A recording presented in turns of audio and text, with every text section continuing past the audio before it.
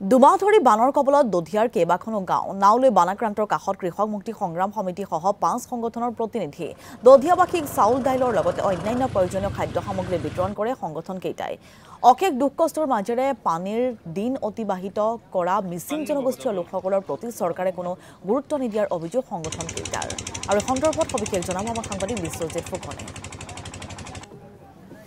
মই এই মুহূৰ্তত উপস্থিত আছো দধিয়াত আৰু যোৱা দুমাহতকৈ অধিক সময় এতিয়া দধিয়াত বানপানী কমা নাই আৰু কিছু পৰিমাণে কমিছে যদি আকৌ বাঢ়ে তেনেকুৱা এটা পৰিৱেশ আৰু দধিয়াবাসী ৰাইজে যোৱা দুমাহ ধৰি এতিয়া মাটি দেখা নাই আৰু তাৰ পিছতে আমি প্ৰতিদিন টাইমক দধিয়াৰ পৰিৱেশ দৰ্শকসকলক দেখুৱাইছিলোঁ তাৰ পিছতে আজি চাবুৱাৰ প্ৰায় 5টাকৈ সংগঠনে কিছু খাদ্য সামগ্ৰী লৈ এতিয়া এই প্ৰখৰ ৰ'দতো ৰাইজক সহায় কৰিবলৈ আগবাঢ়ি আহিছে মই বৰ্তমান সময়ত পৰিৱেশটো দেখুৱাইছোঁ চাওক পানী কমা নাই আৰু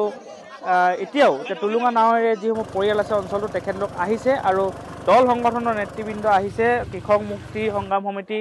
অসম উন্নয়ন পৰিষদ জাতীয় সত্তা গণজাগৰণ মঞ্চ আৰু প্ৰায় 5টা সংগঠনে তেখেতলোকে কিছু খাদ্য সামগ্ৰী লৈ আহিছে আমি পৰিৱেশটো দেখুৱাইছোঁ আৰু প্ৰখৰ ৰ'দতো তেখেতলোকে আহি দধিয়াত উপস্থিত হৈছেহি আমি পোনে পোনে দধিয়াৰ পৰিৱেশ দেখুৱাইছোঁ আৰু মই তেখেতলোকৰ পৰা জানিবলৈ চেষ্টা কৰিম প্ৰথমতে এতিয়া প্ৰখৰ ৰ'দ গৰম তাৰ মাজতে আপোনালোকে আহি স্থানত উপস্থিত হৈছে ৰাইজক সহায় কৰিবলৈ আগবাঢ়িছে কি ক'ব আমি আহিলোঁ আজি বানাক্ৰান্তৰ লোকসকলৰ বুজ ল'বলৈ আহি পেলাই তাৰ দ্বিতীয়তে আমি গম পালোঁ যে ইয়াত বান বিধ্বস্ত পৰিয়ালখিনি সমগ্ৰ বানত বিতুষ্ট হৈ আছে তাকে আমি খাদ্য সামগ্ৰী অলপ লৈ পেলাই আমি আহিলোঁ কি অঞ্চলটো কি ক'ব এইটো অঞ্চলটো দধিয়া ঠিক আছে মই আপোনাৰ ওচৰলৈ আহিছোঁ আপোনালোকে যে এতিয়া আহিলে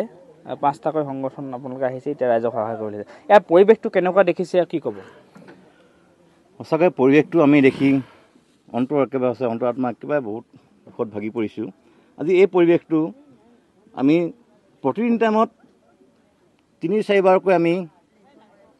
বাতৰি সম্প্ৰচাৰ কৰাৰ পিছত দেখা পাইছিলোঁ দেখা পাই আমি আজি এই কেইটা সংগঠনে আমি আলোচনা কৰিলোঁ যে আমি সেই ঠাইত আমি বানাক্ৰান্তৰ যিখিনি মানুহ আছে তেওঁলোক কিছু খাদ্য সামগ্ৰী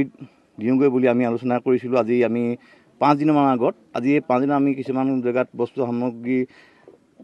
গোটাই আজি এই দধিয়া চাৰিগাঁৱত আমি খোৱা কিছু বস্তু সামগ্ৰী তেওঁলোকক দিবলৈ আহিছোঁ সঁচাকৈ বহুত পৰিতাপৰ বিষয় যেতিয়া চৰকাৰে নিৰ্বাচন আহি পৰে নিৰ্বাচন অহাৰ সময়ৰ আগে তেওঁলোকে খৰালি কালত এই মানুহখিনি ওচৰলৈ আহি যি ধৰণে ভোটৰ ভিক্ষা খোজে কিন্তু এনেকৈ আজি তেওঁলোকে আজি কিমান দিন হ'ল হয়তো আজি 3-4 মাহ হৈছে কি তেওঁলোকে পানী বাঢ়িয়ে মাটি দেখি পোৱা নাই সামান্য এখন টুলুঙা নাৱত তেওঁলোকে জীৱন অতিবাহিত কৰিবলগীয়া হৈছে ইফালে যাবলগীয়া হৈছে চৰকাৰক আমি এইটো অনুৰোধ কৰিছোঁ আৰু কেন্দ্ৰীয় চৰকাৰক আমি এইটো কথা ক'ব বিচাৰিছোঁ যে অসমখন আজি ভাৰতৰ অংগৰাজ্য নহয় নেকি অসমখন কি পাকিস্তানৰ নেকি নে চাইনাৰ নেকি অসমখন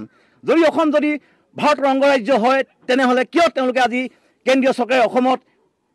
বানপানী সমস্যাৰ কাৰণে কিছু পেকেজ টকা অনুদান আগনবঢ়ায় সেইদিনা বাজেটত বিহাৰলৈ 26 কোটি টকা আৰু অন্ধ্ৰপ্ৰদেশত 15,000 কোটি টকা আগবঢ়াইছে আজি তেনে ক্ষেত্ৰত আজি অসমত কিয় তেওঁলোকে মাত্ৰ আশ্বাস দি বিশ্বজিৎ ফুকন এই মুহূৰ্তত আপোনাক ধন্যবাদ জনাইছোঁ